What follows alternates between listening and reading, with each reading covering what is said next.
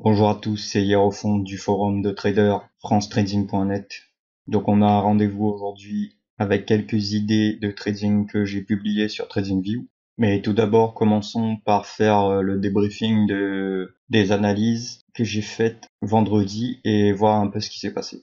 Donc vendredi dernier, le 14, j'avais dit 1 euro USD short.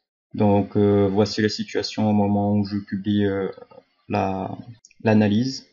Donc le but c'est de prendre des trades contre la tendance, counter trend, et on vise un retournement du marché. Sauf qu'on ne connaît pas où le marché va se retourner, donc c'est pour ça qu'on a trois niveaux. On estime, ou même on émet l'hypothèse, que le marché va se retourner sur un de ces trois niveaux. C'est pour ça qu'on prend du sell, sell, sell ici, et on essaye de prendre ses profits quand la position est en profit, quoi. Pour l'instant, je laisse à chacun le choix de prendre ses profits comme il veut. Donc voyons voir ce qui s'est passé vendredi. Donc boum, on voit que c'est monté, ça a continué à monter, ça s'est pas retourné dans le cadre de nos niveaux. Donc vendredi dernier aussi, j'avais dit qu'on pourrait éventuellement placer un stop loss sur le niveau 4, ici, là.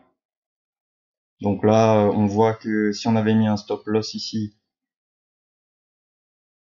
lors de la première leg up, ça touche, ça déclenche notre stop loss et ça redescend directement. Donc là, quand une telle situation se produit, si vous êtes comme moi, ça vous énerve un tout petit peu. Mais bon, après, on voit que finalement, le stop loss était assez pertinent, puisque après, bien que ça corrige un petit peu ici, ça continue à monter. Donc finalement, le stop loss nous aurait bien servi au final. Donc c'est une idée de stop loss, comme je disais dans la vidéo de la semaine dernière, de vendredi dernier. C'est une idée de stop loss. Après, on peut s'amuser à améliorer le stop loss, par exemple, en faisant un stop loss sur plusieurs niveaux. Donc c'est à la discrétion du trader. Ok pour Euro USD, donc c'était un trade perdant. Et on avait dit aussi GBP USD short. Donc là pareil, c'est au moment où je publie l'analyse, là on est dans cette configuration, donc voyons voir ce qui s'est passé ensuite. Donc là pareil, enfin pas exactement pareil parce qu'on aurait pu prendre comme un profit. Donc quand je publie, au moment où je publie, on était ici et boum, ça monte, ça monte, ça monte, ça touche, ça monte jusqu'au deuxième niveau ici là, au troisième niveau pardon, et ensuite ça redescend aux alentours du deuxième niveau, voire un peu plus bas que le deuxième niveau. Donc là, si on a pris 3 sells ici, à ce moment ici là, toute la position est en profit. Donc un trader prudent là, il fermerait toute sa position en profit parce qu'il peut se douter que avec toutes ces mèches là, il y a beaucoup d'activités et on sait pas si ça va continuer à redescendre là parce que là on voit quand même avec les mèches là, on voit qu'il y a de la pression acheteuse quand même.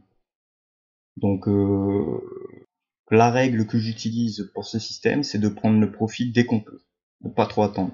Donc là, éventuellement, on aurait pu prendre un profit. Si jamais on ne prend pas de profit là, et ben on voit que ça déclenche notre stop loss ici.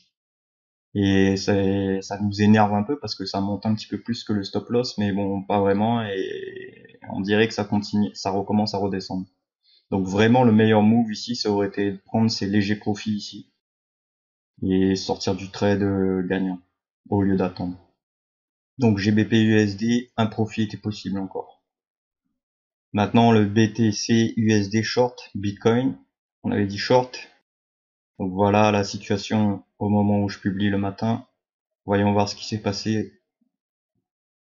Là c'est bon, le cours déclenche notre premier sell.